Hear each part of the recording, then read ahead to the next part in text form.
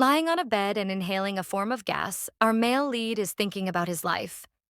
He is tired of the kind of life he lives, tormenting and killing people, doing drugs, sleeping around, tormenting and killing again. It has become tiring. Approaching him from the side, his friend Kim Soo-yeon is holding a birthday cake and wants to know if that is all he feels on his 280th birthday. Hwamyung ruffles his hair, desperate to know how other devils have managed to slog around, living this kind of boring life. Looking up at his friend, he tells him how envious he is of him. He considers him lucky because he will be able to die soon. Soo-yeon agrees with him, stating that it is because he is human. Hwamyung stares at him jealously. He hasn't felt his heartbeat for over 50 years now. With a sigh, he tells Soo-yeon how lucky he is to still have dopamine in his brain. Smiling, the human suggests that Hwamyung try something new. Our male lead, however, is confused.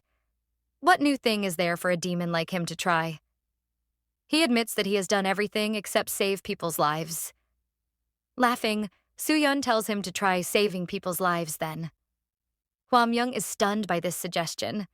Sitting comfortably on a train, Hwamyung is out to begin his new task of saving people's lives. He is convinced this will be no fun, but then staying at home would also be too boring for him. With that in mind, he begins looking for who to save. A cough from the side interrupts his search.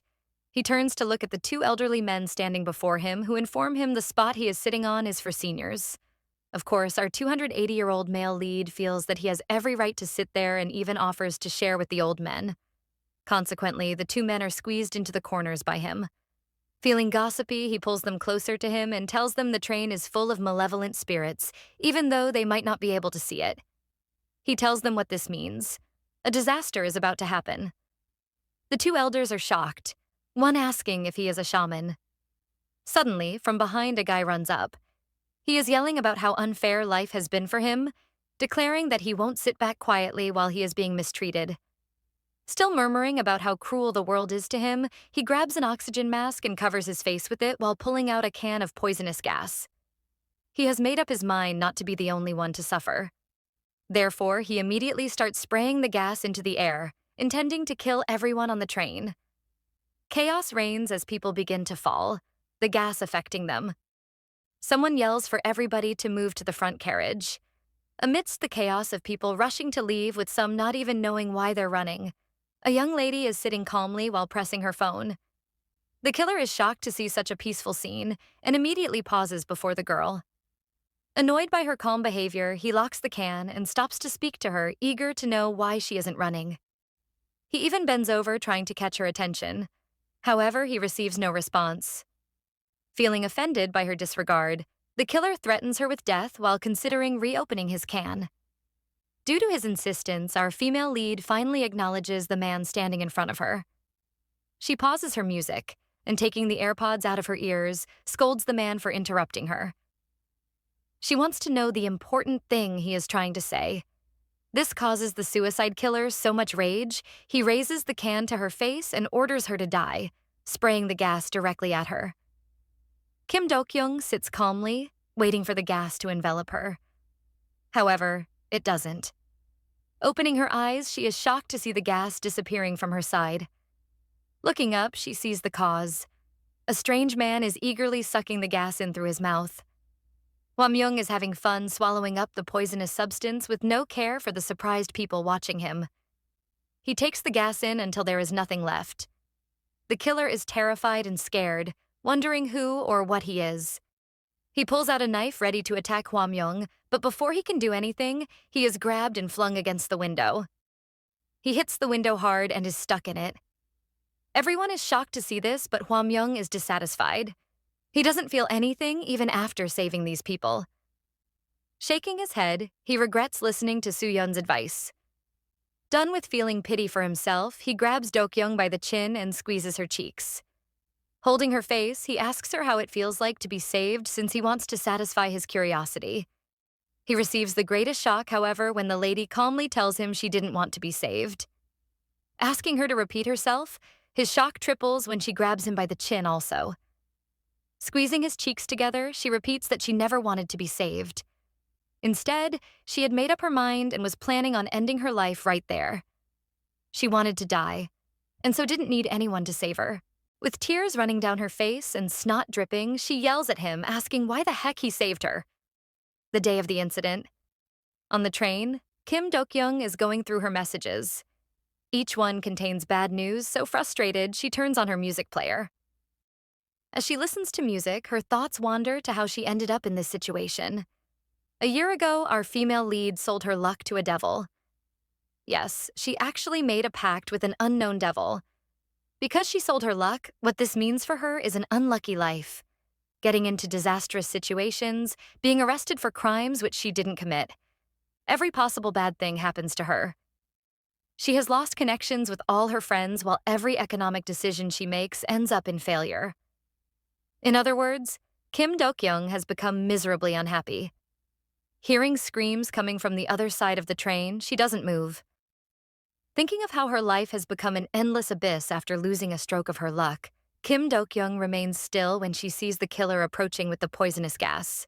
Instead, she shuts her eyes as thoughts of death fill her mind. Outside the train, the police are busy evacuating people from the scene. Soo-yeon, dressed in a police officer's uniform, is busy searching for Hwamyung. Looking around, he is stunned when he finally spots his friend. Hwamyung and Dokyung are still holding on to each other. With each squeezing harder on the other's face, they argue about who should let go first. Hwamyung is angry and scolds Dokyung for treating him like this even after all he did to save her. Dokyung, with tears and snot running down her face, isn't appreciative. She tells Hwamyung she didn't ask him to save her. Her house, bank account, and relationship are all gone.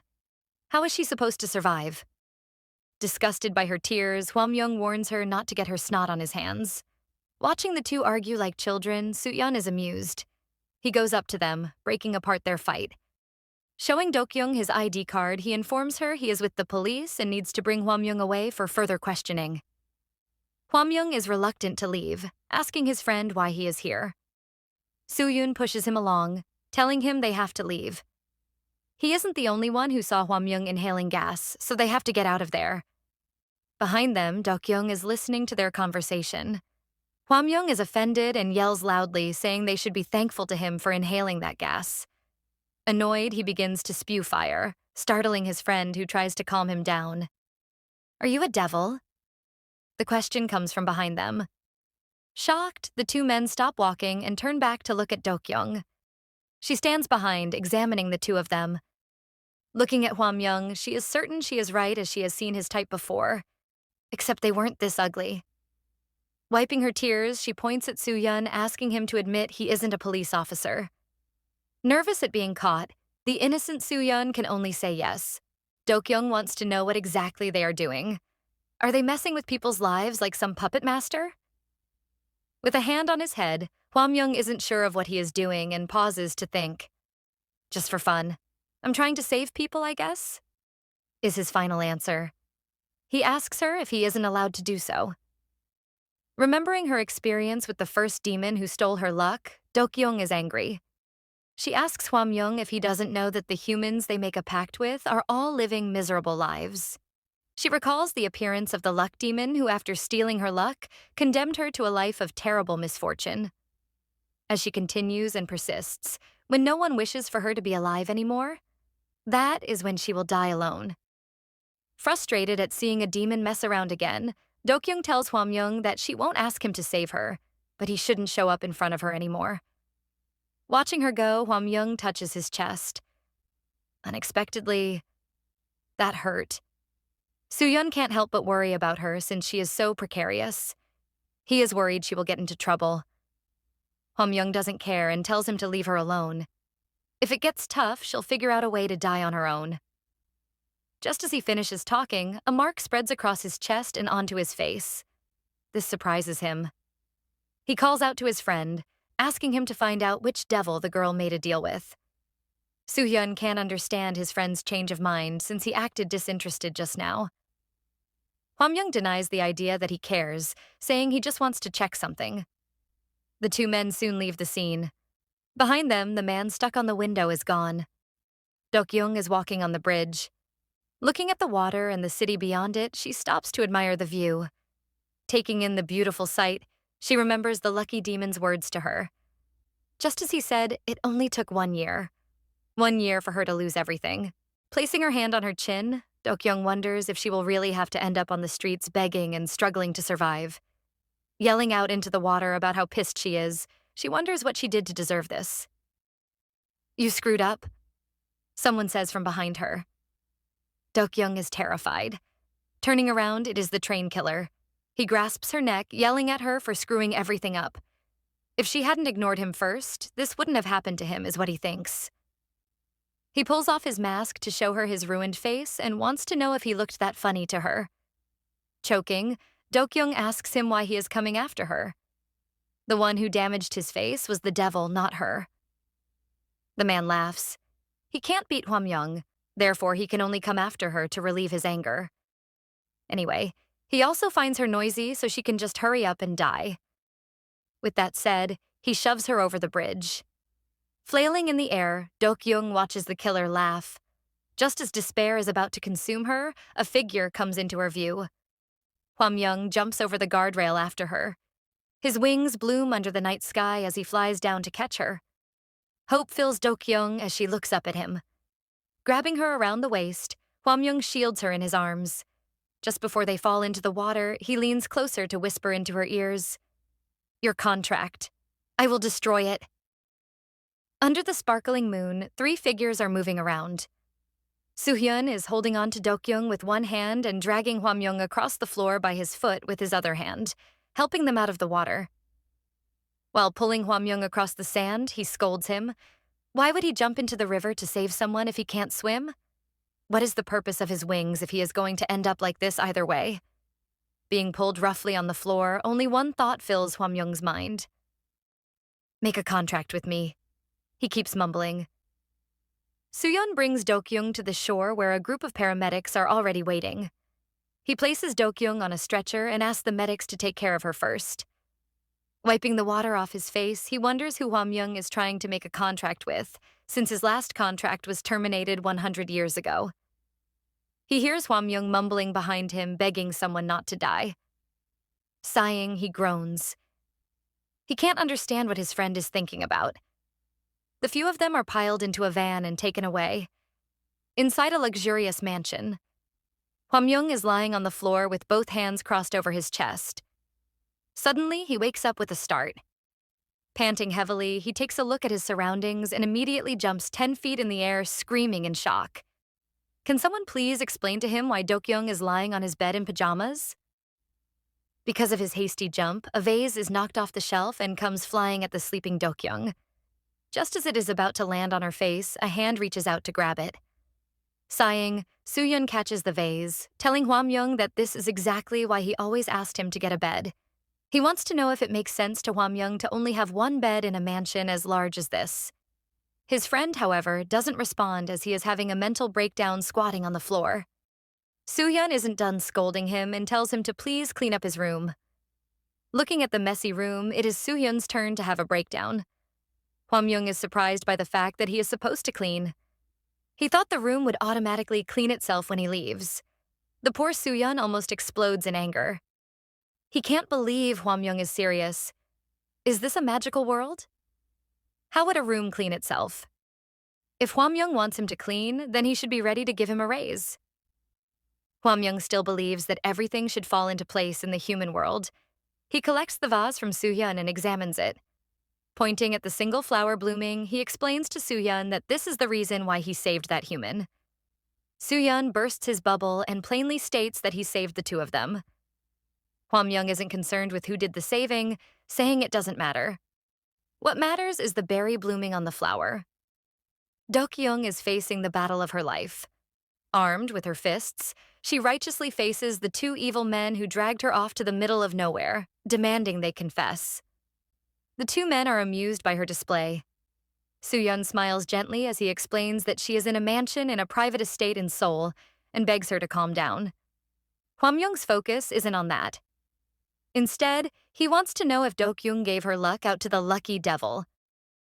Dokyung is surprised that he knows and wonders if they have a devil's group chat or something. Soo-hyun declares that he is the one who does that. Proudly, he reveals his rich resume. He investigates, finds out, rummages through, and even cleans. Stepping forward, Hwamyung tells Dokyung he can restore her luck if only she signs a contract with him. Dokyung is unwilling. Looking at Hwamyung, she scolds him for still trying to trick her into a contract, asking if his type of demon is an ugly devil. Her words pierce through Hwamyung, leaving him stunned. Closing his eyes tightly, he nervously explains that he is a devil who feeds on disillusionment. She won't have anything to lose if she signs a contract with him. All she needs to do is transfer her feelings of disillusionment into the plant he is holding, and the berries on it would grow, which he would take care of. He goes on to tell Dokyung how lucky she is as he doesn't sign contracts with humans because he thinks they are annoying. However, he finds Dokyung to be a special case. It usually takes a human a year to make such a flower bloom, but she did it in just a day. He opens his eyes expecting to see Dokyung listening attentively to him, but what he sees is emptiness and Soo-yoon's happy face as he sweeps. Stunned, he asks where she is. Soo-yoon replies that she didn't listen to a word Hwamyung was saying and left long ago. Outside, Dokyung is struggling to get out of this place. She tries to push her way through the garden, but the plants are too many and thick. "Why is there no way out of here?" she complains. Just as she says this, a pair of hands grab her under the armpit and lift her up. Dokyung is prepared to scold him, but he attacks her first, accusing her of entering into and stepping on his crops. Dokyung insists they are just weeds, not crops. Hwamyung mumbles that it was a plant he raised with his blood and sweat for years, and calls Dokyung mean. However, as they fly above the garden, Hwamyung is shocked to see all the flowers start to bloom. In a crowded corner on the streets of Seoul, a young man in a white hoodie is busy offering tickets. Two young men stop to collect the paper and open it to see pictures of a devil and an invitation to sign a contract. The young men are amazed, thinking it is a new concept. They decide to apply since it is free, and they would get an extra free perfume. Having gotten their perfume, the two men leave happily, while the man in white, the lucky devil, also waves them off, beaming. He goes back, exclaiming at how many contracts he signed today. People must really like perfume. Counting, he signed on 17 people. A news broadcast is playing on the internet. At 3 p.m. this afternoon, a 5-story building collapsed at a university festival site. Relevant authorities are investigating the exact cause of the accident at the scene. At the scene of the accident, a rescue team member spots someone under the rumble and calls for help. Hurriedly, they pull him out, and it turns out to be the lucky devil. He opens his eyes and sits up calmly. The team member cannot relax, eager to know if the young boy is all right. "How many people died?" is the first thing the boy says. The paramedic is stunned. The boy repeats his questions, wanting to know how many people the news reported dead. Checking his phone, the medic replies, 17 people. The young boy smirks and stands up, causing the medics to shift backward fearfully. He doesn't pay them any attention and begins to walk away. Those people are really unlucky. He smiles happily. In a dark, creepy apartment. The lucky devil laughs. "Something must always go wrong," he mutters as he holds on to his injured legs. The news on the TV announces the death of 17 people that died in the building collapse. Smiling, he is happy that the results are what he expected. However, why couldn't he take the unused luck of the dead people there? Leaning forward, he puts his hand on his chin as he thinks. The dead people definitely didn't use it while he had to use a lot of his own luck to get out of the accident without serious injuries. Sighing, he lays down on the bed trying to find reasons for this. His mind goes to the contract he signed over a year ago. "I can't have possibly used up all her luck in just a year," he thinks. The contract must still be valid. Taking up his phone, he starts to type a message. The person he made the contract with is none other than our female lead. He types a message asking to come see her. After sending the message, he wonders if it would be better to call her. Anyways, she can't be mad at him for calling so late. "After all, I am pretty lucky." He laughs happily. Dokyung is having a terrible day, so much that she doesn't even notice the lucky devil's text. She is standing in work clothes near the counter and looking at her boss outside through a hole, caused by a car driving straight into their cafe and catching fire. She has just gotten this new job, but things have already turned into a disaster. Leaving the cafe, the now jobless Dokyung sits on a bench near the walkway. She thinks of everything that has happened, concluding that she must definitely not even have a stroke of luck left. Frustrated, she throws away her apron and cap. She refused to give up. There must be some way she can make a living. For how long will I keep living such a strange life? She thinks out loud. Do I really have to die for it to end, or will the curse only stop when I die starving without any money? She is so lost in thoughts that she doesn't notice footsteps approaching her until her voice comes from above her. Yes, that's right. The intruder laughs happily. Looking up at him, Dokyung is stunned. At first, she has no idea who he is until he asks her, Dokyung, how have you been? That voice. At that moment, she remembers. The demon who cursed her to live in terrible misfortune. It's him. She stands up angrily, asking the demon why he is here. He laughs as he tells her he wanted to come visit the person he made a contract with on his own. And also, the lucky devil pulls out a knife from his jacket and tosses it at her feet. You've been enduring all this time on your own, he tells her. I have to make sure every person who makes a contract with me dies in sorrow. That way, my luck will remain. He turns away from her and starts to leave. So why don't you die already since I came all the way here? He mutters cruelly. Dokyung isn't moved by his words. Give me back my luck, she tells the demon. Stopping midway through his stretch, he looks back at her, asking her to repeat herself. Dokyung tells him she knows she can get back her luck if she terminates her contract with him, therefore she's asking him to give her back her luck. The lucky devil laughs and grabs the knife, stuffing it into her hands. He mocks her for not even being able to do that. He pushes her away from him, mumbling about what a shame she is. Walking away, he informs her that either way, she can't even use the knife to get out of her miserable misfortune, because no matter what she does, she won't be able to kill him. Those words move Dokyung. Indeed, even in front of this opportunity in the form of a knife, she can't see a way out. However, she remembers the face of someone dear to her, asking her not to die. Therefore, she grips the knife tightly and rushes up to the lucky devil, shoving the knife into his back. Hwamyung has shown up at the scene. Choking the luck devil, he lifts him up. He turns to Dokyung and asks her for the last time, if she can get her luck back, will she sign a contract with him? On the bridge above them, a truck driver is riding peacefully when something is blown into his path. Distracted, the item hits his windscreen and in fright, he steers the truck through the guardrail. It breaks through and comes falling, right above Hwamyung's head. It crushes him, leaving a smiling lucky devil to smirk down at him. The scene shifts to 2 days ago. Hwamyung is lying on what looks like a hospital bed with an oxygen gas, inhaling a type of glass. After spending several minutes there, he takes the mask off and exhales some fire. Watching him while dusting the closet, Soo-yeon comments that the symptoms have gotten worse.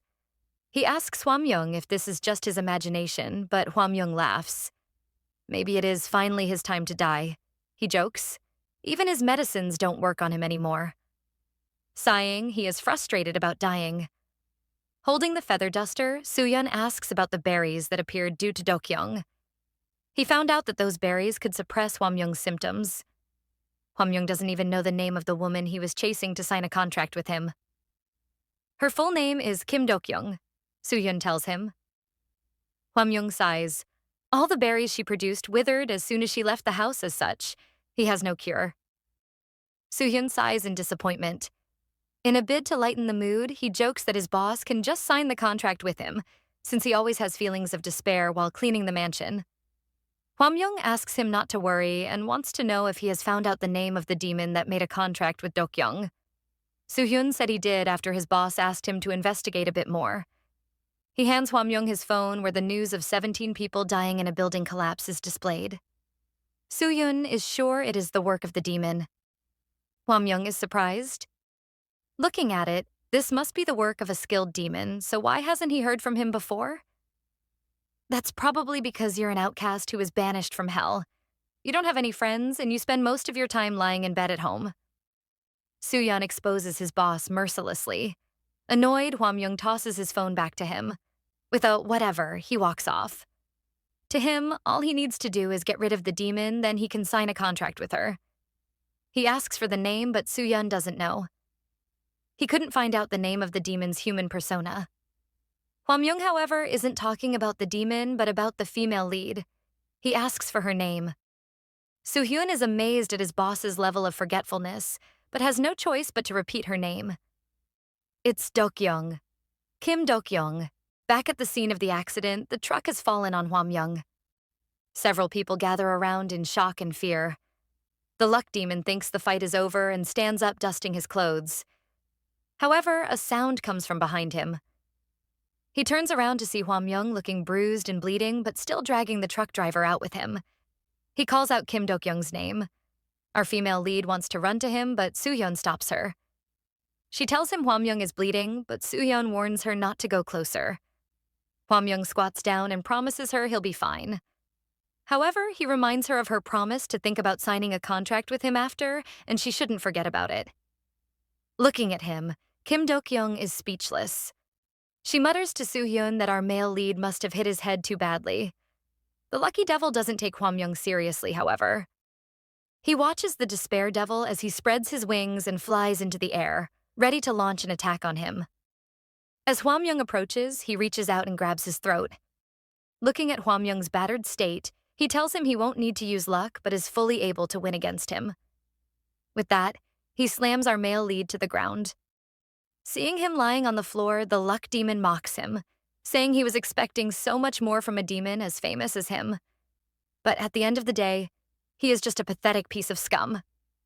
Lying on the floor bleeding, the marks around Hwamyung's chest begin to spread to his face.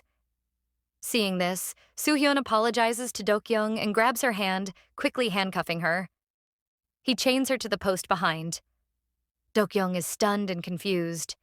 Pulling at the handcuff, she asks Soo-hyun what this is and what he is up to now. Soo-hyun doesn't answer and quickly handcuffs himself too. On the floor, Hwamyung's face has been darkened by the marks until half his face turns black. The luck demon who is just about to leave turns back when he feels something strange behind him. He almost has a panic attack when he sees the glowing light surrounding Hwamyung's body. Wisps of black smoke start to surround them all. Soo-hyun hastily chains himself to the post while explaining to Dokyung that the medicine used to suppress Hwamyung has run out. If this happens, everyone around here will fall into a state called collective despair. Dokyung still doesn't understand the need for them to be handcuffed. The lucky demon is in the midst of the black smoke. Looking at Hwamyung on the floor, he is speechless. He wonders if the other demon had his power sealed away before. Staring into the light, he falls on his knees. Inside, he is terrified. What kind of ability does Hwamyung have that controls him? Against his will, the lucky demon grabs a piece of glass tightly in his hands. Even though his hand is bleeding, he doesn't let go. Behind him, Soo-hyun tries to explain to Dokyung what the ability does. The ability happening now only appears when Hwamyung loses control. When that happens, even the slightest feeling of hopelessness you might have felt begins to amplify in this shadow. Due to feelings of despair that can't be controlled or reserved, they become overwhelmed with a sense of hopelessness and soon reach a stage of absolute futility, which in the worst-case scenario makes them want to commit suicide. The lucky demon is experiencing this. The piece of glass in his hand is now pressed against his stomach. His mind knows this is dangerous, but his body doesn't follow his will. Suddenly, Hwamyung's darkened body rises up and more waves of despair flow out. The luck demon is soon overwhelmed and presses the glass through his stomach until it flies out from behind. On the post, Dokyung and Soo-hyun have both fallen under the wave of despair. However, lying on the floor, Dokyung hears a voice telling her not to die. Her friend's face comes into view, begging her to survive. With this, Dokyung opens her eyes. She is stunned when she looks up and sees everyone on the floor and Hwamyung flying while surrounded by wisps of black smoke. Dokyung, someone whispers. She turns to see Soo-hyun whispering. He tells her the key to the handcuff is in his socks. Dokyung is disgusted, wondering why he put it in his socks. Soo-hyun begs her to please talk to Hwamyung. With no choice, Dokyung takes the key out and uncuffs herself. Soo-yeon tells her it was for his own safety and thanks her. Dokyung has released herself and looks in Hwamyung's direction. She approaches him thinking of how the demons have made a mess among themselves. She passes by the lucky devil who is still groaning on the floor and goes up to Hwamyung. Looking at his chest where the darkness is swirling, she doesn't have any idea how she should stop it. She decides to just take a guess and reaches out to place a hand on his chest. Immediately, she touches the darkness. She is taken into another place. She is standing among a garden of flowers with Hwamyung in the distance. This is how he found her. Looking at her place her suitcase down in his large living room, he finds her story clear now. Dokyung, however, is bothered by him calling her Kim Dogyum and wants to know just when he is going to stop and if he is doing it on purpose. Hwamyung is genuinely shocked as he really believes that's her name, causing Dokyung to almost explode in anger. She warns him, pointing a finger to his chest, that her name is Dokyung, not Gyum. Hwamyung panics and hastily agrees. He, however, wants to know her reasons for staying in his house. Dokyung is surprised as she thought Soo-yeon would have already told him anything. Hwamyung reveals he hasn't heard anything about her moving in. Soo-hyun, who is busy helping Dokyung move her belongings, explains that Hwamyung has been unconscious for 2 days, so he could not discuss with him. However, the whole story is, Dokyung will now be working with them from now on. Hwamyung is confused. Work? He asks. Dokyung agrees with Soo-yeon. Since she didn't want to terminate her contract by killing someone, she thought of an alternative. Hwamyung interrupts her, explaining that that would be a problem, because for him to sign a contract with her, the lucky devil would have to die. Dokyung doesn't want to go with that method and has instead found an alternative where they can both win. Since the reason Hwamyung is proposing this contract is to ultimately harvest the fruits of her disillusionment wherever she may be, if she stays here and bears the fruit, then there would be no need for a contract. Hwamyung refuses as he knows she wouldn't be staying here forever and he doesn't believe she will stick around for no reason. Dokyung informs him that she naturally has demands, and if he can fulfill them, she might consider staying in his mansion for life. Hwamyung is shocked and wants to know her demands. For Dokyung, it is simple. She couldn't land a proper job due to her bad luck, so therefore all she needs is job security, a steady paycheck, and a house to live in. That is all she wants. In her excitement, she grabs Hwamyung. Unable to look at her, Hwamyung covers his face and asks her to state her demands clearly. Dokyung tells him to provide a job that can last her a lifetime. She provides the fruit and he will provide the salary. Dokyung is clearly pleased with this idea as she feels it is a win-win situation for both of them. Hwamyung takes a moment to think before he finally gives in. How much salary do you want? Dokyung has settled down and is having a cup of hot tea. Behind her, Soo-yeon is cleaning and asks her how she finds the room and if it is nice enough. Dokyung takes a sip of her tea as she explains that it is not just nice. She has never even been in a room as big as this before. After all, it isn't easy to see such a huge mansion in the city. Soo-yeon, ever the efficient housekeeper, moves on to clean the windows as he informs Dokyung that although the house is uphill, the village bus still runs up here. It is definitely better than the boarding house she said she was living in before. Dokyung, however, still isn't comfortable with the idea of living in the same house as a devil. She still can't trust any devil. Soo-yeon reassures her and tells her to just think of it as making use of Hwamyung. Even if they spent some of his wealth, it wouldn't be noticeable. He has no idea how, but Hwamyung is a very wealthy person. And besides, Soo-yeon knows she has a purpose. That day, after stopping Hwamyung, she had asked Soo-yeon how to become a devil while uncuffing him, since it was another way to break the contract. Soo-yeon explained to her that it is impossible for a human to become a devil, as devils were born through stigma from hell. However, he had heard of receiving abilities of a devil through transfer. Dokyung was shocked. Could a human actually gain a devil's abilities? Soo-yeon assured her it was possible, and if it happens, the human will also receive the title the devil once had. It is almost like becoming an honorary devil. Looking at her, that should be enough to break her contract. Dokyung then handed him his key, telling him not to put it in his socks next time. Back to the present, Dokyung's isn't sure if it is something she can do. Soo-yeon assures her it is definitely possible. Before now, Hwamyung's power has been uncontrollable by anyone. Due to that, his power was sealed inside the tattoo given to him by the scarred devil as a temporary measure. Even with that, whenever his power goes berserk, they can only wait for him to calm down on his own. But look at what she did. Dokyung managed to effortlessly end the collective state of despair by temporarily absorbing Hwamyung's power. It would probably be easy for her to strip him of his abilities. To Dokyung, however, all she did was knock out the dancing demon in her dreams. Soo-yoon is done with cleaning and tells Dokyung she can now sleep here. Dokyung wants to know what will happen to the devil if his ability is taken away from him. Smiling, Soo-yoon says he doesn't know the details, but it probably wouldn't end well. Dokyung doesn't understand why he is helping her then. He seems plenty close with Hwamyung, so why is he okay with this? She wants to know if she can trust him. Looking back at her, Soo-yoon smiles. This is a secret he has hidden from Hwamyung, but he hates the devils just as much as Dokyung does. Looking at the outfit handed to her, Dokyung is horrified. "What is this?" she asks Hwamyung. He replies that it is her work clothes. He invites her to the table to have breakfast so they can start working hard from today. Staring at the table full of dishes in front of her, Dokyung can't stop drooling. She wants to know if their breakfast is always this good, and Hwamyung agrees that it is. They certainly have good employees' benefits. Happy, Dokyung takes a seat as she says she is now relieved since she was worried about how much delivery fees to such a remote area would be. Coming out from the bathroom, Soo-yoon is shocked to see the table of food. As he admires it, he asks what today is as this is the first time he is seeing this in his life.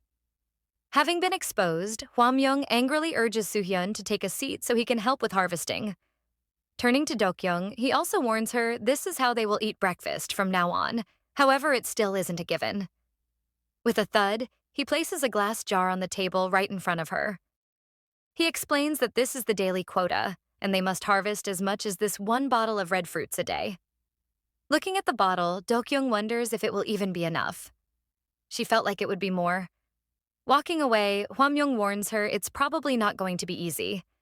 Anyways, once she tries it, she'll know. Looking at him leaving, Dokyung calls out to him asking where he is going without eating. Hwamyung calmly responds that he doesn't eat rice and with the spread of his wings takes flight, only to end up above their heads, hanging upside down like a bat. Frustrated, Dokyung asks him to leave if he isn't going to eat and find somewhere else to stay. Our despised male lead can only fly off in dejection. It is work time in our male lead's mansion. Looking at the garden in front of him, Soo-yoon complains that half of it has turned to weeds because they didn't manage it. Standing up, he stretches his back, then calls out to Dokyung asking if she is doing okay. Our female lead, however, is in a dilemma. Looking at the flowers in front of her, she finds it strange. The first time she could bear fruits just by walking past them. Why, however, was it not working this time around? Soo-yoon comes up and he too is surprised it isn't working. The fruits are hardly forming like before, instead just a few blooms. After harvesting it off the tree, it immediately withers in her hands. Soo-yoon is shocked, asking her if this means her sense of disillusionment has been diminished. Dokyung is stunned. Soo-hyun explains to her that compared to back then, her unstable employment situation has been solved, and she now has a place to stay also. Thinking of her previous bad experiences, Dokyung admits that she has indeed been liberated from them. However, is it because of this she can't bear fruits even though her bad luck hasn't disappeared yet? Soo-yoon encourages her. Just making it bear fruit is already amazing. All she needs to do is to manage her emotions well, and she would be able to harvest them. Staring at her hands, Soo-yoon notices she didn't bring gloves. Dokyung explains that the gloves are uncomfortable. Smiling, Soo-yoon says he might have forgotten to tell her, but these plants have thorns and she might end up being pricked. It will hurt and she will get poisoned. He hasn't even finished his statement when Dokyung holds up her finger, complaining that she was pricked. That is when she hears the end of his sentence, and the two of them immediately start panicking. She yells at him for only just telling her something important like that. Carrying her, Soo-yoon begins to run back to the mansion. Before he goes far, however, the person in his arms is lifted off him, and a voice tells him to stop making a fuss. Looking into the sky, Hwamyung is flying away with Dokyung in his arms. Landing at the mansion, Dokyung can barely stand. She wobbles as she asks fearfully if she is going to die. Hwamyung assures her she will if she leaves the injury like this. Blowing onto her wounds, Hwamyung slowly heals her injuries. Dokyung is stunned and asks if she will be okay with just this without going to the hospital. Hwamyung says she will be fine as the hospital can't even treat it either way. Withdrawing her hand from his grasp, she wants to know what she can do as she doesn't want to die. Hwamyung explains that he has patched her up for now so she won't die immediately. Dokyung is angered by this response. He has patched her up for now. Doesn't that mean she is still going to die anyway? Grabbing his clothes, she shakes him as she demands he tell her when exactly she is going to die. Hwamyung decides to tease her and explains that in 2 hours, black spots will cover her body, signaling the start of decay. This smell will then draw hell's maggots to her, causing them to cling to her body and painfully devour her flesh until only her bones are left. Hwamyung is clearly having fun teasing her as he tells her the hell maggots are very terrifying to look at and would make anyone panic. Dokyung is about to cry as she scolds him for failing to give her gloves when he knows it is dangerous. She curses him for being so insane. Hwamyung gently takes her hands off his shirt and with his hands in his pockets, walks away asking her to follow him. He opens the door to the mansion and enters inside, but Dokyung doesn't follow. He teases her asking if she just wants to die like that. Left with no choice, Dokyung steps inside. She is about to take off her coat, but Hwamyung stops her and tells her to leave it on. He hands her a big bowl instead. Looking at the bowl, Dokyung is confused. She sees Hwamyung leaving and hastily follows him down the basement. Walking down the stairs, she asks him what they are doing in the basement and if he is taking her there in order to use her as bait to kill all the rats and birds. Frowning at her, he chides her for saying something like that, asking if he looks like such a jerk to her. Dokyung isn't regretful at all and says it is a given after all. How can he be nice when all he thinks about is how to kill people? Hwamyung is speechless. Dokyung is sure the prison has already spread all through her body, and at this point she has become useless. Smirking, Hwamyung keeps repeating the word useless as he opens the door to a secret room. Dokyung walks inside, but what she sees completely shocks her. Can someone tell her why there is a waterfall inside a mansion? Looking at the mountains and trees, Dokyung is confused. She is about to ask Hwamyung what is going on when she sees him stripping his clothes off happily. Shocked, she stares as he jumps down into the river. She peers over the edge, looking at him happily swimming. He reminds her about the basket, and she quickly uses it to scoop up some water. Hwamyung dives under, leaving Dokyung to stare around in amazement. She can't understand where this is. She is pretty sure they came underground, but why has the sky changed from day to night? Plus, the color of the moon is strange. Suddenly, she gasps in shock. There is a strange man on top of the hills looking down at her. His red eyes glow in the dark and his hair flutters. Dokyung is so afraid. Suddenly, Hwamyung comes back up complaining about how he almost died. He asks Dokyung what she is looking at, and she tells him it feels like there is someone else around here. Hwamyung, however, waves it off as a hallucination as he believes no one can come in here. Dokyung panics at the word hallucination, and Hwamyung explains it is also one of the symptoms of poisoning. She will continue to hallucinate until she is cured, so it is nothing for her to worry about. Holding the bowl, Dokyung isn't sure, though. It was her first time seeing this stranger. If it was a hallucination, the images she would see should be from her head. She tells Hwamyung that the man was so unusual that if you ever see him, he wouldn't be forgettable. Hwamyung wants to know what the man looked like, so Dokyung describes him. He has long white hair and red eyes. Hearing this description, Hwamyung pauses. Dokyung wants to know if he knows this person, but he denies saying a lot of people have long white hair. Once they exit the basement, Hwamyung sets about mixing things up in a small bowl. Dokyung is watching him from behind and can't help but question what he is doing. He explains he is making an antidote and places the mixture in the oven. Dokyung repeats the words he said to her about her body decaying in 2 hours, and she thinks there is not much time left. She is in the midst of talking when she sees him holding some bread and can't help but comment on this. Hwamyung assures her not to worry. He won't let the worker he tried so hard to save die. Picking up what was brought from the water, it turns out to be a spider. He places it on top of the bread and warns her the antidote might be a bit tasteless, making it hard to eat. Dokyung is touched that he made it into some cake for her, just so it would be easier for her to eat. Handing the plate over to her, he asks her if he still seems like a jerk who only wants to kill people. Looking at the cake with the large spider on it, Dokyung isn't so touched anymore. Pointing at it, she stutters and tells him there's something with multiple feet on the cake. Hwamyung is proud of himself, asking her if it looks delicious. It is the key ingredient, and he managed to get it from the smuggler in hell. He reminds her it might be a bit bitter, so it'll be better for her to eat it with the cake he made. Picking up the plate and turning the spider over, Dokyung mutters that the cake isn't the problem. Smiling, Hwamyung tells her to listen carefully. From now on, she will die a natural death, meaning for as long as he is alive, she will never die. He will live longer than her, so she can't die either. Dokyung can't understand what he is saying. Hwamyung blushes a little as he tells her to stay with him and not go anywhere, and just like he did on the subway, he will swallow up all her bad luck for her up until she reaches the end of her life and dies a natural death. Looking at him, Dokyung is touched, but she can't understand why he will help her. Coughing awkwardly, Hwamyung says it is because she is useful to him. Dokyung wants to know why Hwamyung will go this far for her. He assures her it is because she is useful to him. Dokyung, however, asks if her usefulness is the ability to bear fruit because she tried it today, and it didn't work out well. Our male lead loses his hot aura and returns back to his dorky self. Leaning on the table, he tells her he already knew it wouldn't be easy to fill even a single glass bottle, as she can't be feeling those emotions 24/7. It is the same for the sense of disillusionment. It wouldn't be around her every time. Dokyung wants to know if she loses her usefulness and can't bear fruit any longer, would he still protect her from her misfortune, just as he said earlier? Flipping over a watch to look at the time, he calmly tells her bearing fruit isn't her only purpose to him. Dokyung is confused, but our male lead stands up.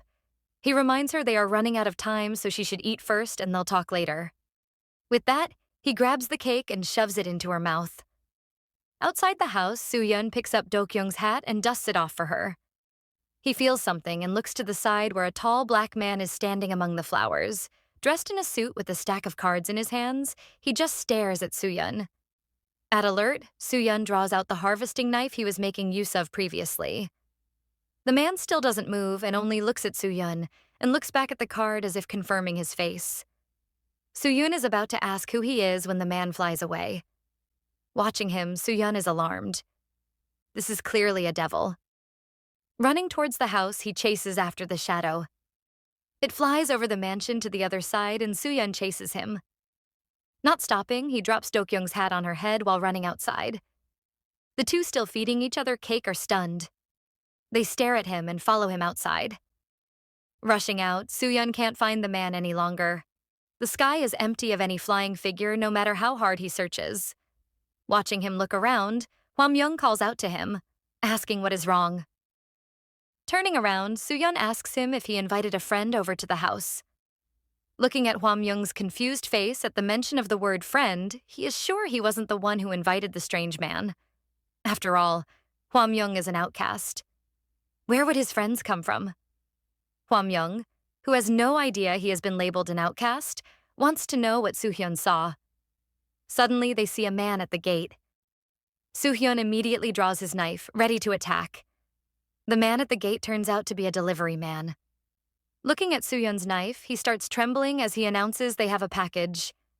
Seeing that the man is innocent, Soo-yeon drops his knife. He apologizes to the man, explaining he was startled. Walking over, Hwamyung is surprised they would get a package, as such things do not arrive at the mansion.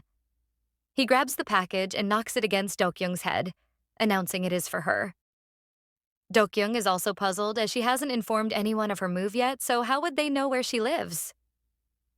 As she opens the package, Hwamyung goes behind her to gossip with Soo-yeon. He asks him about the lucky devil, who we find out is called Woo-hyuk. Finally, his name. He wants to know what happened to him after that day. Soo-yeon replies that the lucky devil disappeared somewhere in pain as he had a fatal injury on his abdomen. Placing a hand on his chin, Hwamyung shares with Soo-yeon that he thinks the lucky devil is the one who sent Dokyung the package. Coming up behind Dokyung, Hwamyung asks if he is right. After all, the package came to her. Dokyung tears open the package and pulls out a lottery ticket. Staring at the ticket in horror, fear consumes her.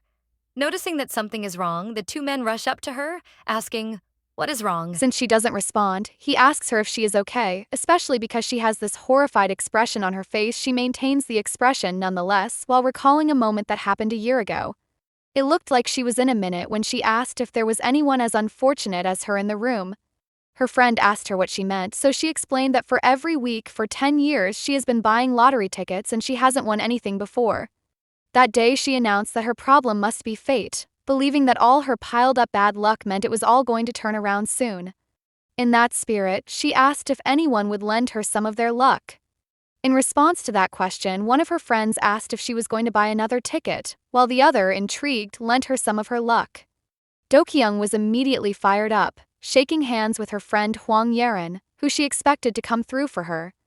Joyfully, Yerin suggested they head out to test her luck and she agreed, marching with her towards the exit, planning to buy another lottery ticket. All her other friends could do was watch because she had seen this display before.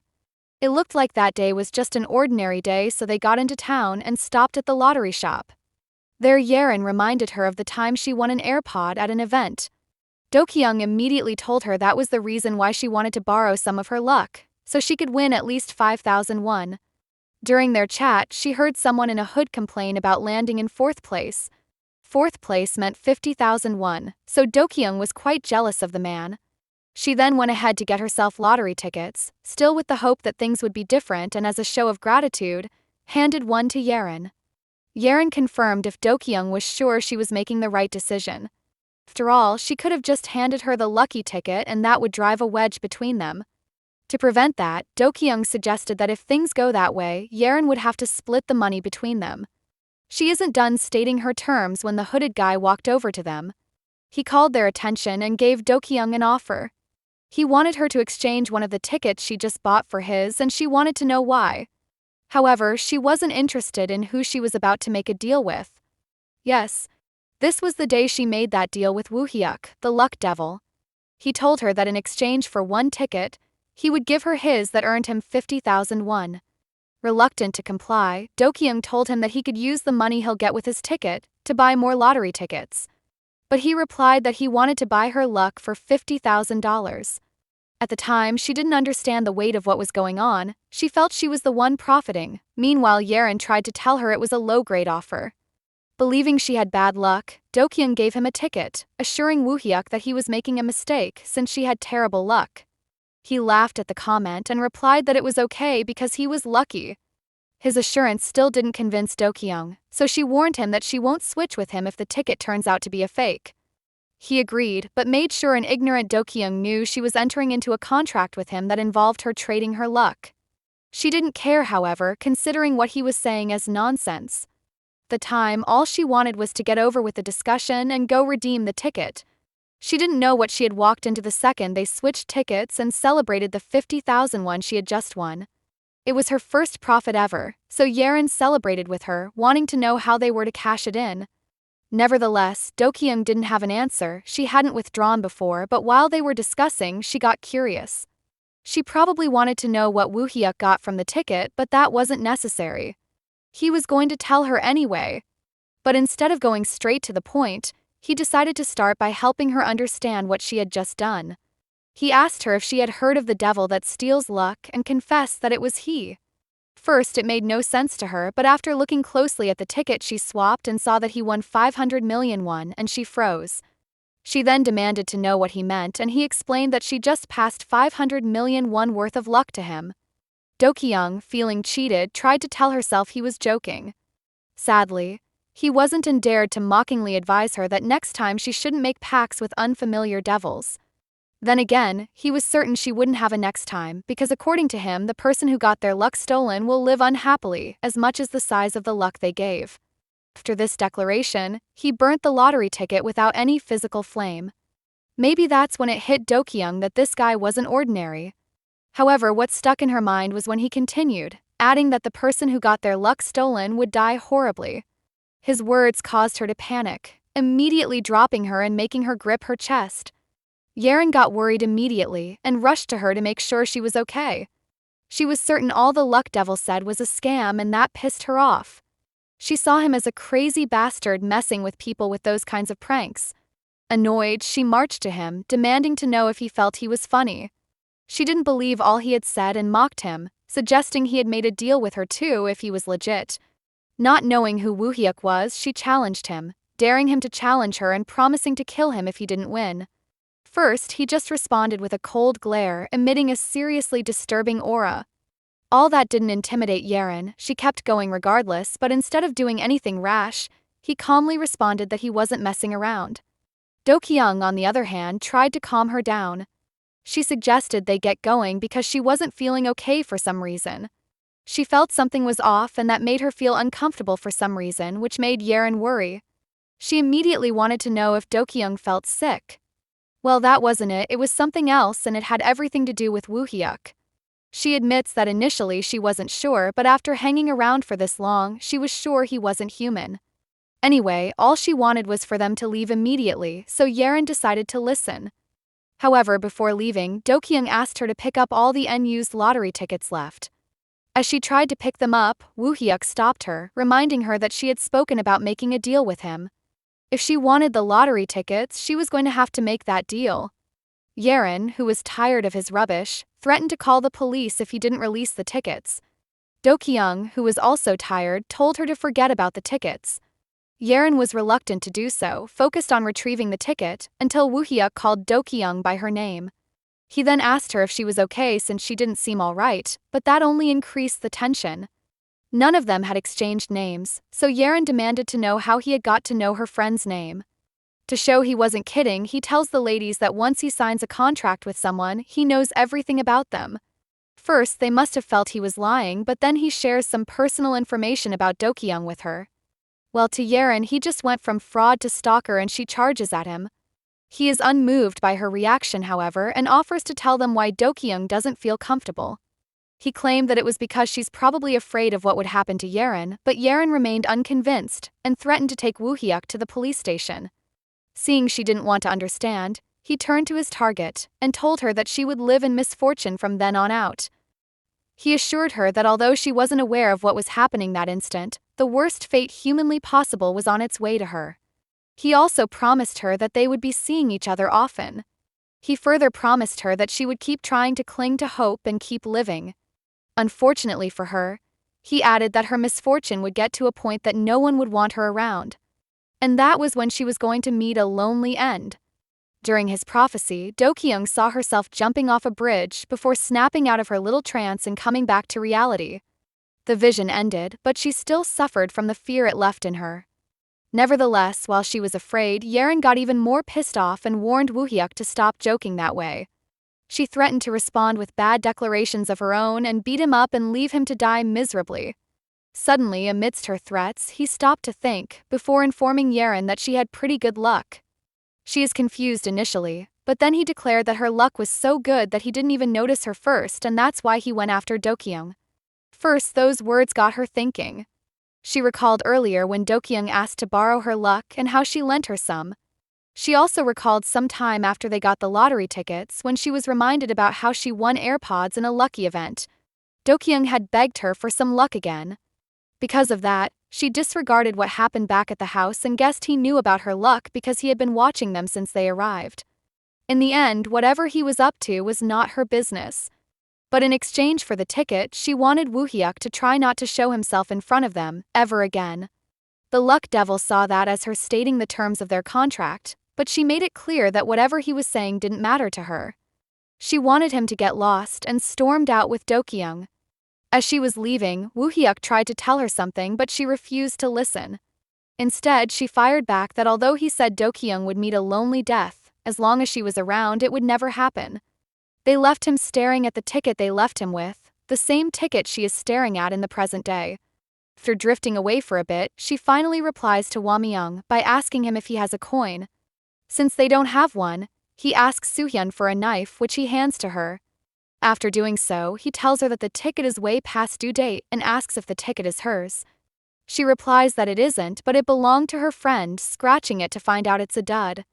This discovery doesn't move Hwamyung until he discovers Dokyung is crying. He tells her that it's normal to get a dud and asks why she's crying.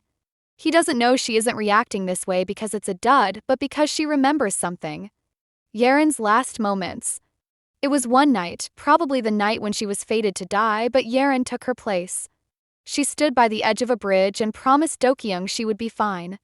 By that time, they probably understood Woohyuk wasn't joking. That night, a few minutes before she met her doom, she assured Dokyung that since she had always been lucky, she was willing to give her all her luck. Yeren knew her life had been ruined because of the luck devil and promised her it wasn't her fault. Before taking the leap, she begged her friend not to die and jumped, leaving Dokyung with memories of her that are so hurtful they make her weep. She wants revenge, but while she dwells on memories of her late friend, Woohyuk is busy thinking about Hwamyung. He knows him as the devil of despair. He is a high-level devil who felt disillusioned in hell and descended into the human world. He was banished from hell for refusing to unalive humans, but he doesn't know why Woohyuk doesn't like unaliving humans. The psycho doesn't see anything more enjoyable than ending humans. He believes there is no harm in them giving up their pointless lives for the sake of the devils. Proving his point was the human who was wheeled away after perishing because he took one stroke of the guy's luck. To him, humans are okay things existing only for their amusement. However, there was one human that he was unable to kill no matter how much he tried. Dokyung, and he was there the day that car crashed into the store she worked at. She probably saw him that day, which is why she was glaring, and she's all he thinks about from his hideout after experiencing Hwamyung's power. Remember, he stabbed himself because of Hwamyung's influence, but his doctor wonders why they didn't go for his neck if they were looking to end him. Woohyuk, however, wonders if at the moment of the influence, he really wanted to die. Even he was unsure what his intentions were, but at that second, everything in the world felt meaningless. He felt like he didn't want to live anymore, but was lucky enough to stab himself a little above his groin. Till he doesn't know how Hwamyung has such a high level of hypnosis as a power, but his doctor corrects him. It's not hypnosis but disillusionment, he says, seeking to know if Woohyuk now understands how terrifying high-level devils are. Nevertheless, he knows Woohyuk is fearless and wants to know what makes him feel that way. Well, he assures the doc he wasn't scared but just a bit surprised and confirms that the doc is a high-level demon like Hwamyung.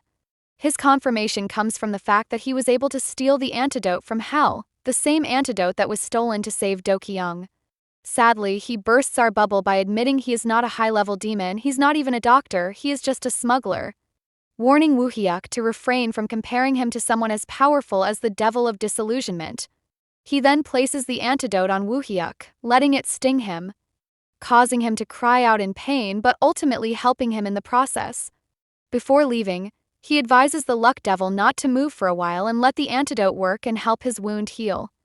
Nevertheless, before his exit, Woohyuk stops him, asking him if it's possible to explore a human's memory. Something he is eager to do, but the smuggler is reluctant to share. He wants to know why this information is so important, but all the luck devil has to say is that he wants to check something. He promises to settle him, and soon he notices something has appeared in his palm. He asks what it is and is told that it is an item used by torturers in hell for psychological torture. It's hard to come by, but its usage is very simple. All he has to do is tie a thread to a needle and pierce it through a woman's tongue. Once that is done, he is to pierce it through his own tongue with the opposite thread and connect it the same way. By doing so, taking out some important memories of the human will be easy. The smuggler repeats that it isn't difficult, but it actually is. Even Woohyuk sees it as gruesome. Probably because he doesn't want to pierce his own tongue. He wants to know if there is another way. Fortunately for him, there is. For the second method, he'll need belongings of the human, anything at all. After thinking for a bit, he remembers he does. As the human is Dokyung as expected, and he has a ticket from their first meeting. Although Yeren gave it to him, it was purchased by his target, so he believes that it should do. Turns out this happened before he sent the ticket to Hwamyung's place. He was told to tie the ticket with thread containing his blood and send it to the human. He was to make sure the human made contact with the item. Fortunately for him, aside from him, no one else could see the thread. Meaning to Dokyung she'll see a regular lottery ticket, but since she touched it, he'll be able to see her memories and make contact with them. So he wasn't trying to taunt her with the ticket, and as she breaks down on her end, he surfs through her thoughts. He is searching for the reason why she is still alive when all her luck has been taken away. He plans to get his answer from her memories and ends up coming face to face with Yerin. For now, we don't know what Woohyuk discovers, but Dokyung, feeling insulted, storms toward the gate, prompting Hwamyung to ask where she is going. She replies that she is going to kill the luck devil, with or without luck. Confused by her reaction, he flies in front of her to block her. Sure, he knows nothing about the lottery ticket, but he wants her to calm down and takes the knife she was charging off with. He then questions about the lottery ticket. Initially, he wants to know if Woohyuk sent it, before switching the topic to discuss about their last encounter. He may not know the luck devil too well, but for him to survive high-scale disillusionment, he is certain he is not some average lucky guy. If she went after him with a knife, she could swing it all she wanted and it won't even leave a scratch on him. Sure, she's really pissed off right now, but she can't do anything.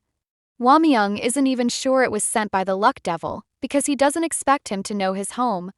Dokyung doesn't agree with him, however. She can't think of anyone else who would send her the ticket. She also suspects that the other devils around know Hwamyung's place because he is always showing off his wings. While he puts out his wings in shame, Soohyun tells him that he has been advising him to take the village bus to help him hide his identity. Seeing that he is outnumbered, he decides to change the topic, addressing the ticket and questioning Woohyuk's reasons for sending it. Dokyung is certain he did it to mock her and Yerin, but Hwamyung suspects it's something else and asks to see the ticket.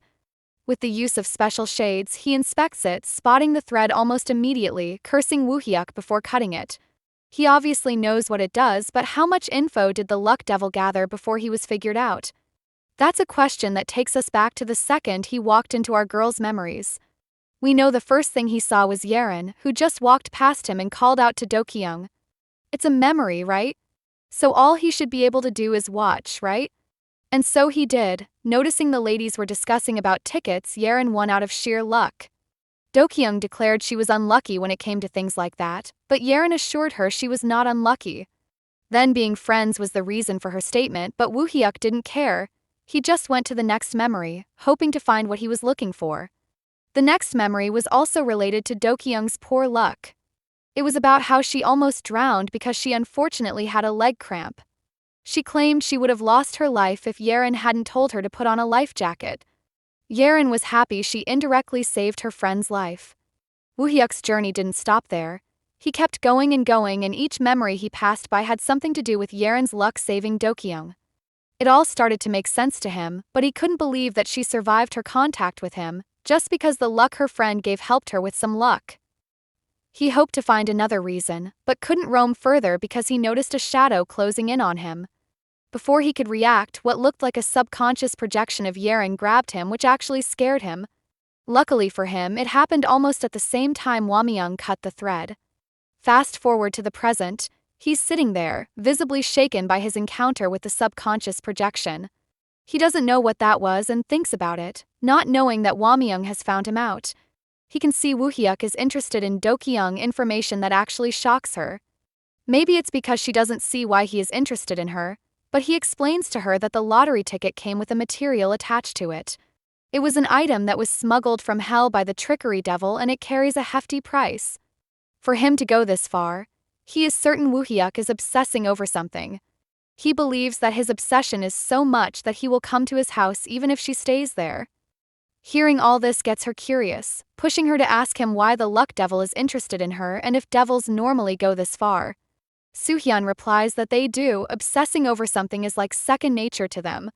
Yeah, that's a stab at Hwamyung and his kind, but he pays no attention to it. Instead, he asks Soohyun about the severity of Woohyuk's injuries. He is assured that the injury was really serious because it looked like he stabbed himself in the abdomen. That's good news to the devil of disillusionment, as he has made it his goal to find Soohyun before his wound heals. Nevertheless, to aid his hunt, he asks Soohyun if he remembers where Songhae's tattoo shop is, and he does. It looks like he doesn't want to go along and plans to take Dokyung and Soohyun with him. He wants them to take the subway and instructs him to bring his transit card. Our girl, who doesn't know she is to tag along, doesn't move until Hwamyung asks her what she is doing. He wants her to come with them because he wants to introduce her to a friend. She doesn't have that many friends, even so, she demands to know where they are going. She wants to confirm if the person they are going to see is another devil or not. And it is, according to Soohyun. We are talking about a friend of Hwamyung. Sure, he knows that devil and introduces him as the devil who knows the most vicious way to aggravate wounds. With a destination in mind, the gang gets to the train station and boards a train as planned. Shockingly, the journey to their destination is quite long and uneventful. So boring and stressful because after alighting from the train, they have miles to walk on foot. They then end up trying to get to the top of a hilly road, with Dokyung suffering the most from the stress of the journey. Hwamyung isn't too stressed because he has his wings to help him out. Soohyun is also calm, but a tired Dokyung wants to know if they really have to go through all this stress just to meet a demon. She confesses that she doesn't want to meet one if she doesn't have to. That's because she doesn't think it's okay to use a new devil to get rid of the old one. She fears that they will team up and try to kill her, but her worry hour is cut short when Hwamyung tells her they have arrived. Some apartment complex, and according to them, the new devil is inside.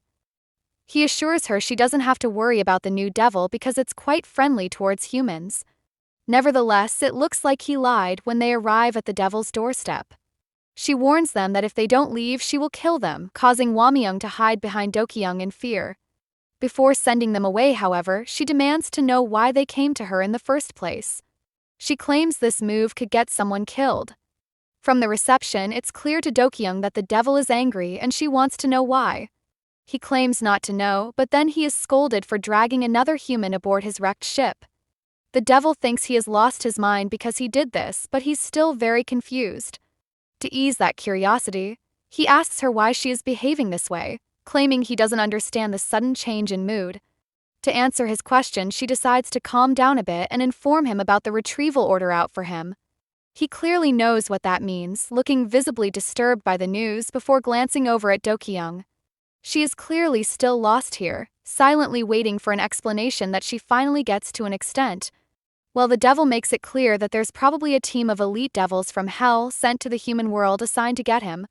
She knows they are probably searching for him and it's only a matter of time before they find him. After sighing deeply, she scolds him for being here when such a search for him is ongoing. In the end, that's his problem. All she wants is to stay as far away from his problem as possible. She begs him to go because she doesn't want the attention of high-ranking demons. Still, this is all news to Hwamyung, who curses the older devils. Upon everything she has heard, Dokyung still doesn't understand what's going on. She asks Soohyun if everything is okay, only for him to tell her that it seems they are being monitored from hell. What? She immediately wants to know why hell is interested in them. But he goes quiet, remembering the devil he saw at the compound earlier. He guesses that the devil must be one of the devils sent to observe him, but keeps it to himself. The other devil seems angry at Hwamyung's level of ignorance. According to her, he doesn't understand how serious the situation he is in is.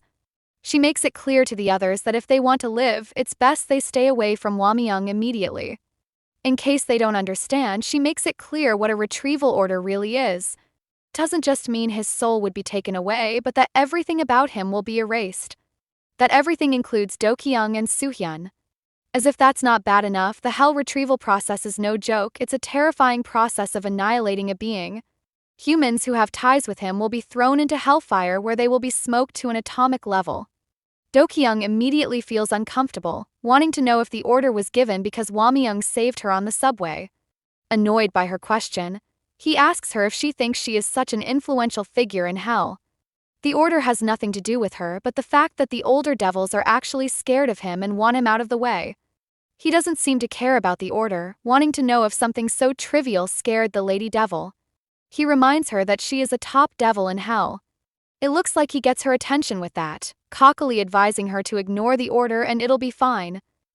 He then adds that it might not be easy to defy hell's order on their own, but together they'll be okay. To assure his gang of humans, he tells them that among all the devils in hell, he is the best. But that gives them goosebumps. Who knew the devil of disillusionment is also good at persuasion, good enough to get the lady devil to hear him out. If she likes his response, she'll let him in.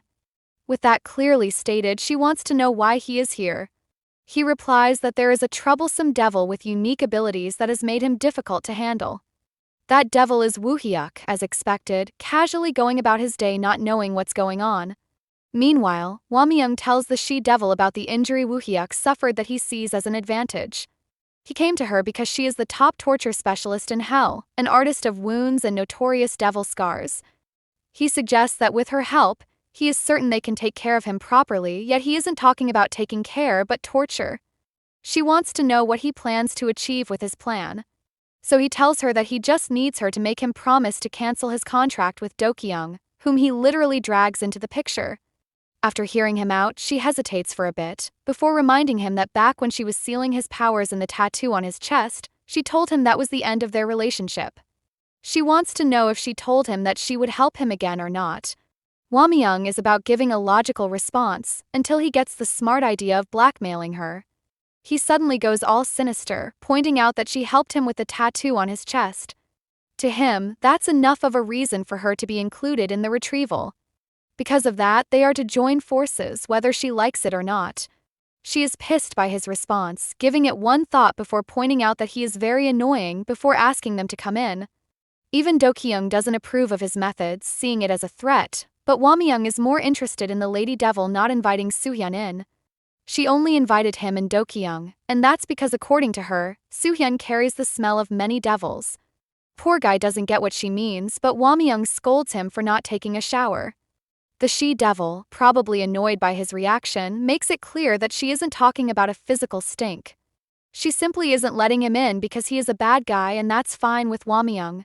He just abandons his right-hand man outside, advising him to go out and eat bread.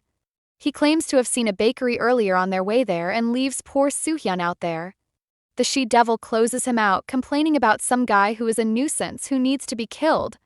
Elsewhere, an oblivious Woohyuk is in a car with the trickery devil. Turns out he was on his way to Hwamyung's house, and when he arrives he compliments it for being a beautiful house. He is glad she has been living with the disillusionment devil like he had suspected and wants to go check it out. The trickery devil decides to stay back while he does as he pleases, claiming he doesn't want to feel like he is going to an uninvited gathering. It's crazy how he's coming here in his state, stressing that fact to get him to come along. He wants to know if the trickery devil won't be worried about him, but the guy refuses to budge. He doesn't know if this meeting is worth the risk, but pauses when he notices something unreal. Yet Woohyuk doesn't catch on immediately. He is still stressing about the reason for his visit before he catches on. There's a really large fire and he goes to check it out. Unfortunately for him, once he walks into the gates, he gets ambushed by one of the observing devils from hell, who bursts through the car he came in to prevent him from escaping. Before he takes Woohyuk, it looks like the devils set Hwamyung's field ablaze and one of them stands there, looking sinister. Before damaging the field, however, he took one of the fruits, observing it and noticing that it contained human emotions. He is shocked they managed to cultivate and transplant a plant from hell and tosses the fruit into the fire. Suddenly, one of his scouts returns, reporting that he didn't see anyone in the mansion. He suspects that they might have quickly left the mansion. The high-level devil disagrees. He doesn't know Hwamyung as a quick-witted devil, guessing that he must have gotten lucky and gone somewhere. Till, he reports that they found someone lingering at the entrance of the mansion. That person is Woohyuk, who looks like he was beaten up a bit. The high-level devil immediately identifies him as one of them and is told that there was someone with Woohyuk, but he was eliminated. After observing him, the higher devil compares him to the images he has in hand and concludes he is not on their list. He now wants to know who Woohyuk is and what his relationship with Hwamyung is. It's kind of hard to explain, he replies, but the higher devil tells him it's best he speaks now. They are conducting a retrieval order and he guesses Woohyuk knows how serious that is. Why? Although he might not be on the list, he needs to give a valid explanation for why he was at the gate if he doesn't want to end up like his late friend, the trickery devil. Surprisingly, all he wants to know is if Dokyung is on the list, and yes, she is. Woohyuk finds that funny, tagging Hwamyung as an unhelpful guy before claiming he came to the mansion to search for her. The higher devil gets curious and wants to know everything, so he comes clean, revealing that he is interested in the human's immense luck. He sees her as a person who might have luck greater than he, the luck devil. His superior needs more information, prompting him to keep going, stating that apart from luck, she might have more to offer. It might be despair, fear, or pain, and Hwamyung might have approached her for similar reasons. Woohyuk wonders if this girl has an unquenchable spring water that a mere human cannot contain, something any devil will find desirable. Curious superior wants to know how he knows this much, suspecting he might have gone into Dokyung's mind. He doesn't lie, confessing that he explored her mind, but for some reason it looks like he shouldn't have split that. Sadly, he doesn't stop there, trying to tell his superior that it won't be a good idea to kill the girl. The older devils see that as him trying to order them around, something he doesn't have the right to do. Feeling insulted, he points a pistol at Woohyuk, planning to end him. Through which he refers to him as an absurd guy, and his henchmen mock the luck devil who orders them to stop laughing and pull the trigger. The unimpressed elder decides to do as the young one has said, claiming he wanted to give him a chance because he was young. He has wasted that chance by his standards, but the older devil isn't done talking when shots are heard and a bullet catches him. Is this some level of luck? Nope, it's actually the trickery devil. He managed to escape, with some blue substance on his face, and has taken out one of the henchmen, meaning he has come to rescue Woohyuk. Not sure why he didn't run away, but Woohyuk is glad to see him, glad that she is saved. He is being too casual about this, and that upsets the trickery devil who knows this isn't a joke, but he treats it as one. He explains that they are in a deep mess because the devils that attacked them are in special government officer uniforms, meaning they are elite devils. In other words, they have to bounce as fast as possible, so he hurriedly tries to untie him. He is still trying to free Woohyuk when one of the elite spots him. He was the one who thought he ended the trickery devil after all. He saw him lifeless in the car. Then he spots the spiders on his body, the injury healing ones, and wonders if they healed him. Regardless, he has to put an end to him now, aiming at him with the intention of firing, but his gun surprisingly isn't working. He doesn't know why, but we can guess it's the luck devil's luck at work, as he is untied and wants to know where the elites came from. Since they refuse to respond, he reveals his intention to eliminate their superior who ordered the hit, after which he will go search for Dokyung again. It's a simple plan, but he admits he plans to take out the subordinates as well, when their superior warns him to surrender. Woohyuk has managed to get himself on the list, and he makes it clear that anyone on the list of Hwamyung's associates will be eliminated, no matter how hard they resist. It's because that's the will of the great devil. Yet his threats mean nothing to the luck devil. He is surprised the old devil is still alive, though, and watches him rant about how they want to end Hwamyung because he values human life. After staying on the earth for so long undisturbed, it took his interest to want to protect humans to get Hell's attention. Because the higher-ups fear that his ideology might spread like a plague and other devils will buy into it. Hell finds that deeply concerning, and that's the reason for the retrieval order. By making an example of him and eliminating him, other devils will learn and refrain from thinking that way. They are surrounded by elites ready to take them out, but the luck devil remains unfazed. Hearing all this makes him feel sick. Being lumped into the same category as Hwamyung also makes him feel sick. Then there's their simplistic way of thinking, which makes him sick as well. Nevertheless, he doesn't see why they are so against the guy's vision, since some humans can be spared to end other humans. He honestly wishes the old devils would retire and stop interfering with the current happenings, and asks the trickery devil if he agrees. He doesn't really know how to respond, but wonders what counts as old in the underworld. They are not taking the elite government officers seriously, or even the great devil, annoying the older devil the more. He starts releasing this deadly aura, allowing the trickery devil to spot the symbol on his armband. It's a crow with a sword, the mark of the direct unit of a devil known as Halfas. It's important information, so Woohyuk keeps that in mind, promising to kill the owner of that shabby name. His remark is the final stroke, pushing the older devil to go berserk and attack him. Addressing his insolence as he slams him into the floor, continuously slamming him while demanding to know how long he plans to mock him. Continuous slamming sends shockwaves that damage the floor, injuring Woohyuk in the process, but he still has a smile on his face. All that energy, and he wasn't able to stop the luck devil from mocking him. To his surprise, Woohyuk declares that he doesn't want to talk to them but has been stalling for time, waiting for something to come. Confused, he asks him what he means, and he replies that he is waiting for a miracle. Does it mean his luck is that good? Yes, it is. Remember that officer who couldn't get his gun to work? He finally manages to get it shooting after a few nudges, but accidentally aims at his superior, landing a few bullets in him by accident. He declares it was a mistake, but the damage has already been done. His superior is weakened, and Woohyuk takes advantage of that. He grabs him by the face, engulfing him in flames, so his subordinates rush to his rescue. Unfortunately for them, they counted out the trickery devil, who quickly drinks a substance that turns him blue and gives him the power to eliminate them. With no one left to save the elite devil, he is left to perish in Woohyuk's hands. But not before he taunts him, mocking him by stating that his luck does not respect differences in age, power, or rank. All that is meaningless to him. Hwamyung and Dokyung, the main focus here, don't know what's up. They are at the other devil's place and she wants them to kill Soohyun. She tries to tell Hwamyung that the guy is a spy, but he finds that hard to believe. I mean, the man is just outside, innocently munching a loaf of bread. How can he be a spy? You may ask. But he actually is. The thing is, some time ago, he was at a meeting with some agents. It was just another meeting at an arcade with agents discussing how humans can't kill devils. The woman complains that the problem isn't just the difference in physical strength, but the fact that they can't recognize them. They could dwell among humans unnoticed, but the other agent doubted the existence of devils in general. He believed that if they can't be distinguished from humans, then they might as well be humans, but the woman argued that they exist. She had met them once, but aside from that, she felt they existed because of the many unexplainable deaths happening caused by devils. A lot of people are dying for no reason, but with their team being formed, they had to act without hesitation, as they didn't have time to doubt. Suddenly, Soohyun waltzed into the conversation. He affirmed the existence of devils, but for some reason they are surprised he is there. They didn't know he joined the task force, but he ignored that, continuing his karaoke which he used to inform them about the devil he captured on camera.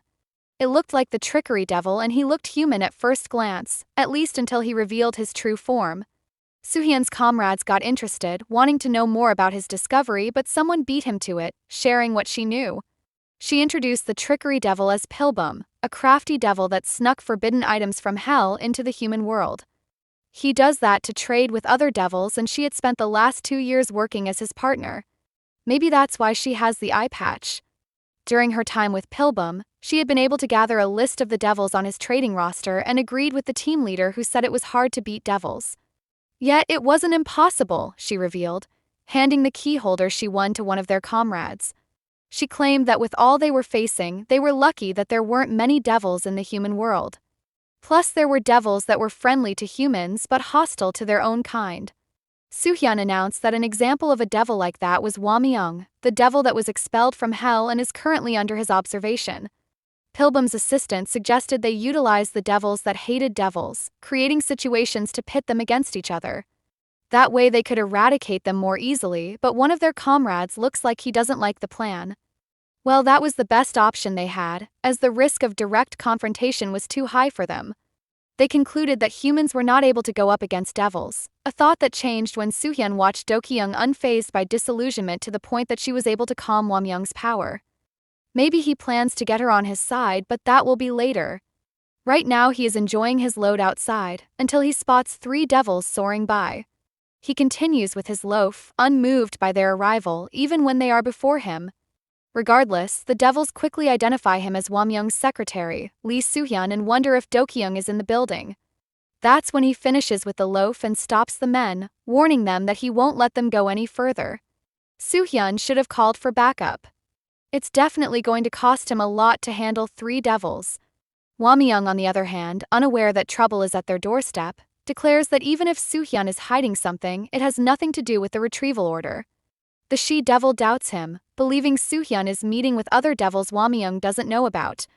He believes it's not his secretary because this is something that was bound to happen. The old devils in hell were getting tired of him, grinding their teeth because they knew more devils were getting friendly toward humans. Dokyung finds that hard to believe. She doesn't see devils being friendly to humans when Hwamyung is right in front of her. He tries to make her see him as one of those good devils, but she refuses, looking away from him sternly.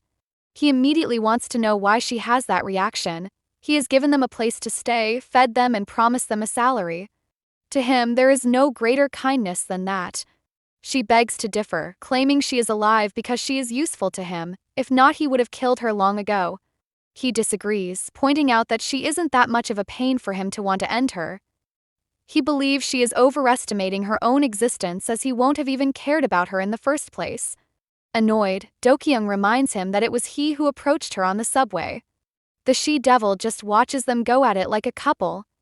For someone who claims not to care, this is the happiest she has seen him. She won't have interrupted, but with the position they are in, she stops them. She wants to know what makes Hwamyung feel that Soohyun won't expose their location in exchange for his life. Dokyung is certain he won't do that, but can't properly answer why she feels that way. The she-devil rejects the assurance, declaring that having a feeling won't cut it when her life is on the line. If they can't give her reasons to trust Soohyun to an extent, she will end him herself. And she means it, picking up a surgery knife viciously.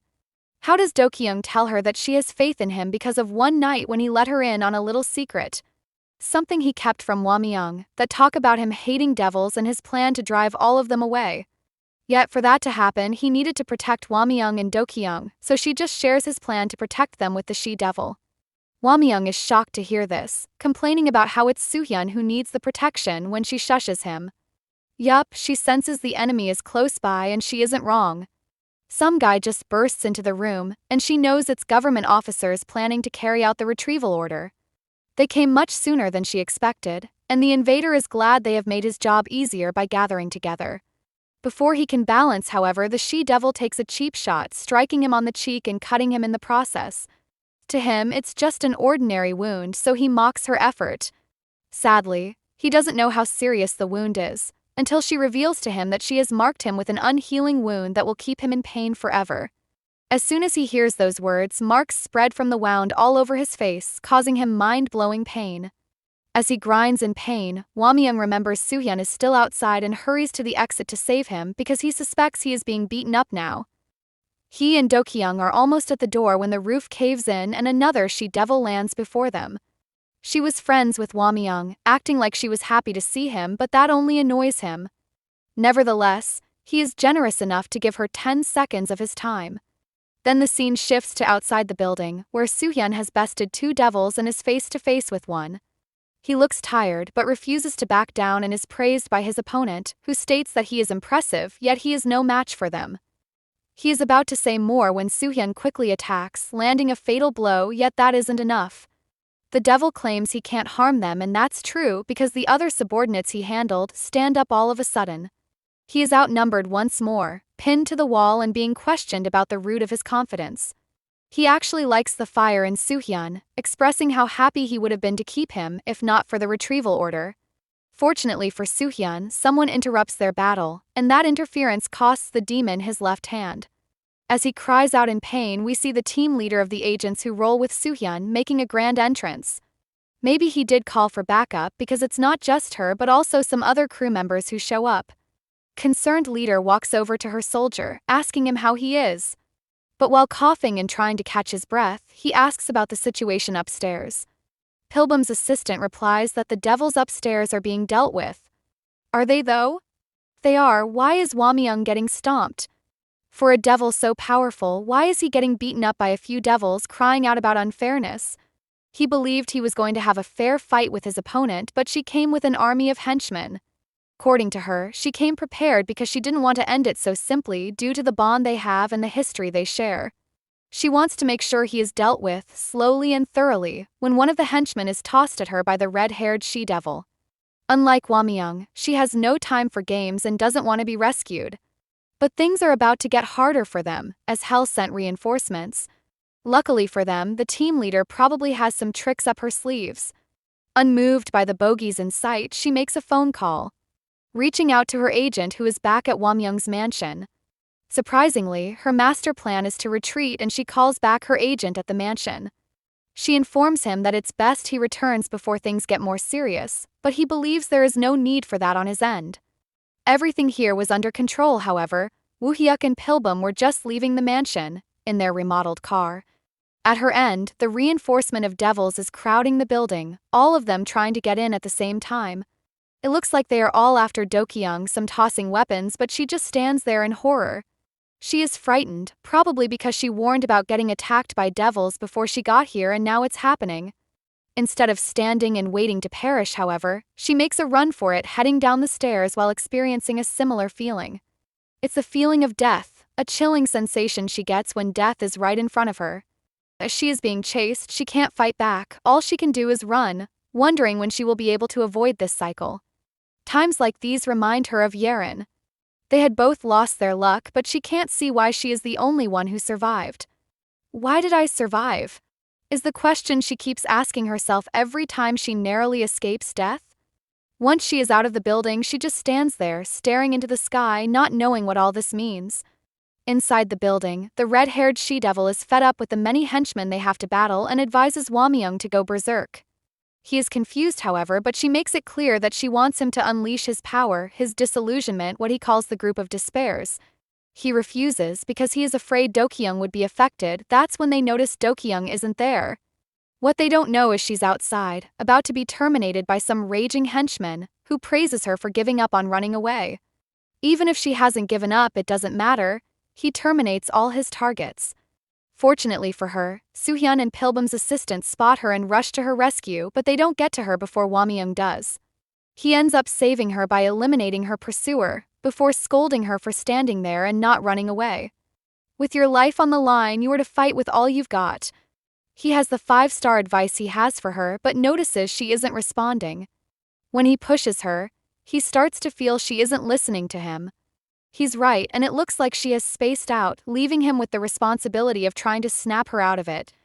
All his efforts are a waste nonetheless, so he points to the army of devils in the sky, closing in on them. If she keeps zoning out, she will get caught off guard, marking her end, but she still doesn't care, seeking to know if everything will end when she dies. What he doesn't notice is the marks appearing on her face, but her response helps him know something is wrong. He decides to check her from a different view and checks his hand as well. He concludes that she absorbed a dose of his power of despair. What a time for this to happen. Nevertheless, he has to will her back to consciousness before something goes wrong. He tries to tell her that emotions of despair are nothing. He wants her to snap out of this quickly, but it isn't working. Instead, she looks really down, wanting to know why he saved her when no one values her life. Hwamyung argues with that belief, and uses Soohyun as an example. He states that the guy could run away if he wanted, but he is fighting. Then there's him. He is also here because of her, and those words help her regain a little consciousness. Still, she believes that the more she tries to help, it gets worse. Everyone around her dies or becomes miserable, and that'll happen to him too because of her.